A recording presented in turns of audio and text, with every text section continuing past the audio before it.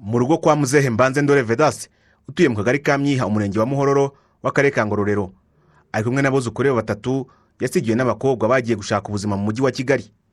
Umwe muri aba bana yasizwe atarageza n'umwaka. Aza kuza kumusigara ari akana gato cyane gafite amezi 6. Ubwo ndagakurikirana hajya kwagurira amata, nta mafaranga mfite nta n'ubushobozi, nkamushakira n'imboga bakamutekera. Nabona nawe nagiye gutera ikiraka, nagiye kuyahingira, nkabona ayo kugura indagara, nkagura indagara nazo nkamuha. Uyu mwana kimwe n'abandi bafite ikibazo cy'igwingira n'imirire mibi bakomeje gukurikiranwa n'abajyanama b'ubuzima umunsi ku wundi, ari nako bagenerwa inyunganira mirire kugira ngo basubirane ubuzima. Ubu yavuye mu mirire mibi nk'uko sekuru abisobanura. Namukurikiranye mu gihe kingana n'imyaka 3, ari kwiyongera gake, ariko ntabwo kubana ko amata bayahagaritse, bayabona rimwe na rimwe, ntabwo inzoka ye irashaka. Amatama yari yarabyimbye, none amatama yarabyimbutse.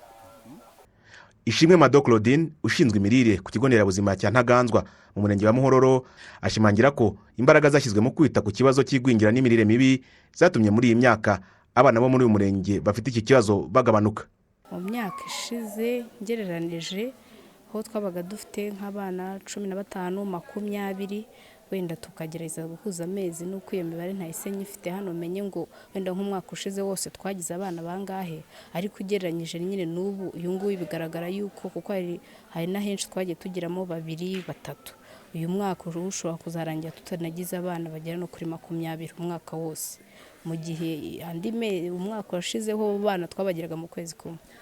Ubushakashatsi ku mibereho y'ingo bwa 2014-2015 bwerekanye ko akarere ka Ngororero ariko kambere mu Rwanda mu kugira umubare w'abana bagwingiye, kuko bari ku gipimo cya 55.5%, cyokora mu mwaka wa 2019-2020 babaye 50.5%, mu gihe umwaka ushize w'ingengo y'imari bari ku gipimo cya 42%.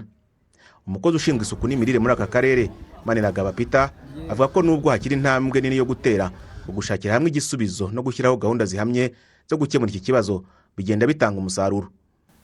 Cyangwa se bababyeyi bafite babana bafite bya bibazo babashe kwitabira cya gikoni cy'umudugudu. Habaho indi gahunda nanone yo kubashishikariza kugira ngo bitabire, kuko hagiyeho gahunda y'amarerero akorera ku rwego rw'umudugudu, kugira ngo habeho nanone gukurikirana babana bakurikiranirwe hehe, bagira aho bahurira mu mudugudu, noneho babakurikirane mu cyo bita irerero cyangwa se home based ECD. Umwaka ushize w'ingengo y'imari akarere ka Ngororero kakoresheje miliyoni 820 z'amafaranga y'u Rwanda mu bikorwa byo kurwanya igwingira, mu gihe uyu mwaka 2022-2023 gateganya gukoresha miliyari 1 na miliyoni 450. Gusa ababyeyi basanga nabo bagomba kugira uruhare rugaragara mu gukurikirana imikurire y'abana babo. Ibiryo byo ntibibuze, bagomba kumenya nyine gutegura indyo y'umwana yuzuye. Nyine agaciro kaba karimo ni ukugira ngo umwana ajya kurana ubuzima bwiza, kugira ngo nyine umwana akure neza nta kibazo afite cy'ubugwingire. Mu mwaka w'ingengo y'imari 2017-2018 kugeza 2021-2022, kubera uburemere bw'ikibazo cy'igwingira n'imirire mibi bigaragara ku bana bari munsi y'imyaka 5, ingengo y'imari igenerwa ibikorwa byo guhangana n'iki kibazo imaze kwikuba inshuro zisaga 5, kuko yavuye kuri miliyari 8.4 igera kuri miliyari 50. Cyakora umugenzuzi mukuru w'imari ya leta Kamuhire Alexis agaragaza ko uturere tumwe na tumwe twagaragayemo gutinda kugezwaho amafaranga yo kurwanya imirire mibi, cyane ko miliyari 10 zasanzwe ku Mirenge Sako zitaragezwa kubo zigenewe. Hari icyo leta ikora kugira ngo kugwingira bigabanuke, leta irakora ibyo bwabaga, irakora ibishoboka byose, ndetse yashyizeho n'ikigo kibishinzwe. Ariko muri assessment yacu nk'uko mwayibonye muri report, hari aho twerekanye ko hari ubukererwa, amafaranga agenewe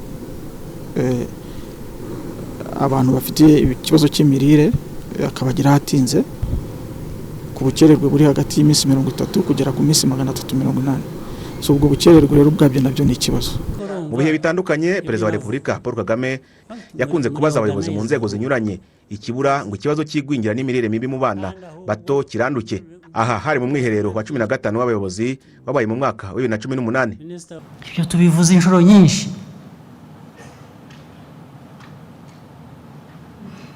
malnutrition usanga twavuze ibindi, twavuze umutekano, twavuze ibiki, ahantu hose tujya imbere, kuki kuri malnutrition twajya mu banyuma? Ukubera iki? Mu mirire, mu migaburire, abana bacu, noneho bikajya no mu bakuru, habuze iki? Kugeza ubu ijanisha ku rwego rw'igihugu abana bafite ikibazo cy'igwingira bari ku gipimo cya 33%. Ni mu gihe mu mwaka wa 2014-2015 abari bafite iki kibazo bari ku gipimo cya 39%. Mu gihugu hose hakaba hakenewe gushyira imbaraga mu bikorwa bigamije gukemura iki kibazo kugira ngo u Rwanda rugere ku ntego rwihaye yuko muri 2024 abana bari munsi y'imyaka 5 bafite ikibazo cy'igwingira bazaba batarenze 19%. Jean Claude Mutuyeyezu, i Kigali.